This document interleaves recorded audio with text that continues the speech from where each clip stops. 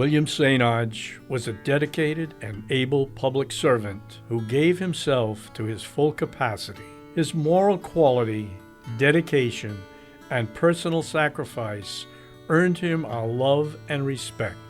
Those words were spoken by then Senator Abraham Rubakoff upon learning of the unexpected passing of Representative Bill St. Onge.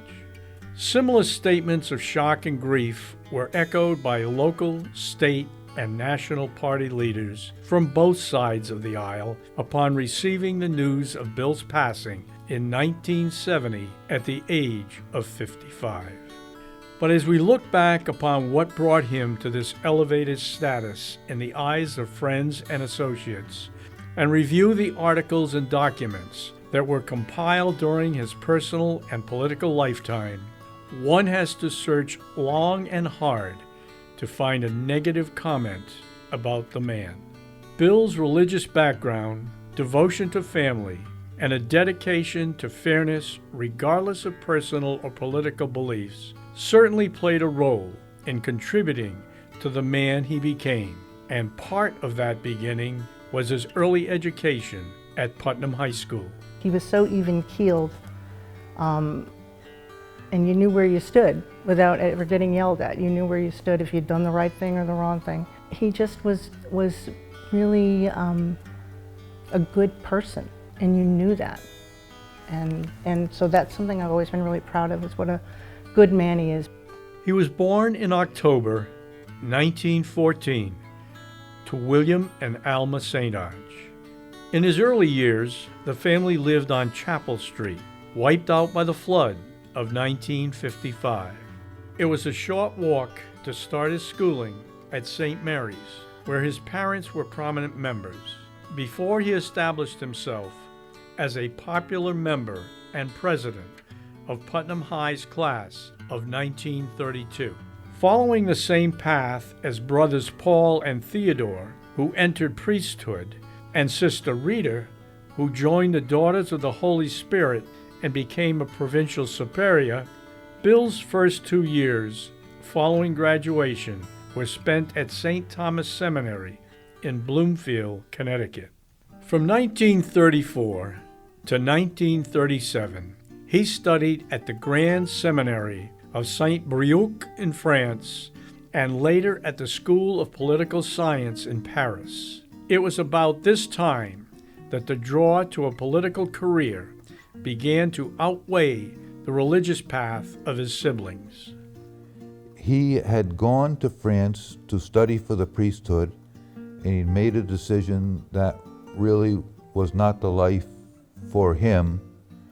And people he had met while he was studying arranged for him to attend this very prestigious political science school in Paris, and he did that for a year or two before he returned to America. And I think he really enjoyed his time there, and he really felt that it made a difference in his life. Upon his return from France, and despite limited financial resources, Bill was able to get himself admitted to Tufts College in Boston, where he eventually received his BA degree in 1941. 1941 was also the year that he launched his political career. While still a student at Tufts, he was elected to his first public office as a member of the Putnam Board of Education. His next successful quest was to be voted to serve Putnam in the state legislature. It was to be a short tenure, as he waived his draft exemption to enlist in the U.S. Army in 1942. Bill spent 19 months overseas in the African and European theaters of operation, where he received Flight Engineer's wings and was awarded 5 battle stars. Shortly after receiving his discharge and returning stateside, Bill accepted a wedding invitation from a close friend, a decision that impacted the rest of his life. At the nuptial gathering, he met Dorothy Hughes of Bridgeport. A courtship followed, and they wed in 1945, relocated to Putnam, which forever would be his base of operation. He studied law at the University of Connecticut, graduating in 1948. Fresh out of law school and with borrowed money from his mother-in-law, Bill promptly established a law office in his hometown that existed throughout his life and beyond.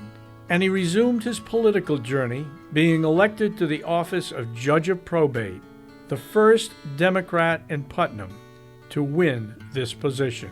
From 1948 through 1956, Bill continued his climb up the political spectrum, serving as chair of the Putnam Housing Authority and as director of the Redevelopment Agency. The flood of 1955 brought several challenges in his redevelopment role, especially with the planning and construction of the Thompson Dam, built to avoid future disasters in his beloved town.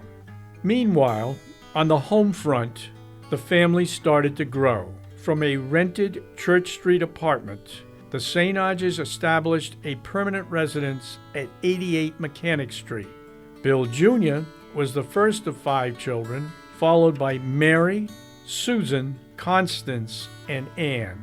His children recall that while he never raised his voice or lost his temper, he had a unique and effective method of getting his point across. A subtle sense of humor was also a trait. He loved Westerns, and I did too. And we were watching some Western, and I asked if they used real bullets, and he told me yes, they did. And I said, well, isn't that dangerous? And he said, well, they have to be very careful. It wasn't ever mean, it was fun, and he was just so easy and kind. Family lore has it that his sartorial splendor, which even included cooking on the grill, dressed in shorts, black knee-high stockings, and wingtip shoes, had to occasionally be adjusted by Dorothy. My mother was the arbiter of these things, and when a shirt got to a certain point where she could spot a rip or it had a gut stain, my father was loath to part with it. And we were young children at the time. I was maybe 13 and my 4 sisters all younger. And she'd say, okay kids, the shirt has to go, after he'd taken off his suit coat for dinner. And then we would descend upon him and the shirt would literally be taken right off his back so that he could not save it or reuse it. And it's a sign of that the sense of humor and the lack of pomposity, or whatever you want to call it, that he put up with that. I don't think there are a lot of people in his position that would do so. In 1960, Bill failed in his first try to obtain a state House seat, losing to Horace Seeley Brown by less than 500 votes. Upon learning of Bill's passing, Seeley Brown offered that his rival was a man that was above reproach. To fill the void, before his successful attempt for a congressional victory in 1962, he assumed the role of Putnam's mayor. His initial win to serve the 2nd Connecticut District was by 2,000 votes. In each of the following 3 successes, his margin of victory kept increasing and included a re-elect endorsement by the New York Times, one of only 11 representatives in the country to receive such an honor.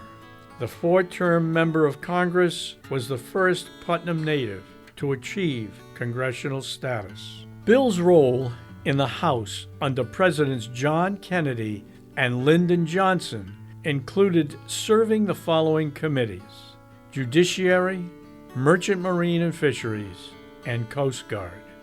His first bill introduced into Congress was to expand federal aid to impacted area programs which provided funds to schools with high concentration of federal employees or defense industries. Electric Boat, Groton Subbase, and the U.S. Coast Guard Academy would certainly meet those standards. Bill St. Onge's final mission as a congressman was to view a submarine launching ceremony in Groton. He never reached his destination. Accompanied by his wife, he suffered cardiac arrest en route to Electric Boat.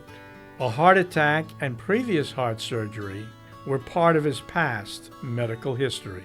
Upon hearing the unfortunate news, his boyhood friend, high school classmate, and close associate in Putnam politics, then Governor John Dempsey, stated, "For virtually all my life, I have regarded Bill St. Onge as a member of my family." I have this picture in my mind of the two of them sitting out in the middle of the lake with fishing rods, and they had their fabulous new electric motors, which were very new at the time, and they'd shut off the motors and float around the middle of the lake. I don't think they were fishing at all. I think they were just like thrilled to be out somewhere where neither their children nor anybody else could get at them, and they had a little peace and quiet and would chat. As Bill St. Onge now joins John Dempsey on the Putnam High School Wall of Honor, it presents another reminder to the student body that while not a guarantee of notable future achievement, there is a substantial proof that a Putnam High diploma and continued determination and effort can allow one to reach heights that are within one's grasp.